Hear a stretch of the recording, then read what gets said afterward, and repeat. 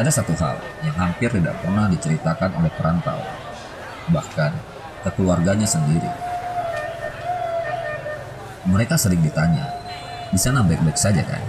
Dan hampir selalu jawabannya sama, baik-baik saja.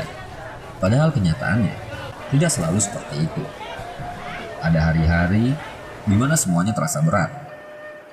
Kerja yang tidak sesuai harapan, uang yang tidak cukup, dan hidup tidak seindah yang dibayangkan. Tapi mereka tetap memilih diam, karena bagi seorang perantau, menceritakan kesulitan sering terasa seperti menambah beban orang di rumah, dan mereka tidak ingin itu. Jadi mereka belajar menyaring cerita. Yang baik dikirim pulang, yang berat disimpan sendiri.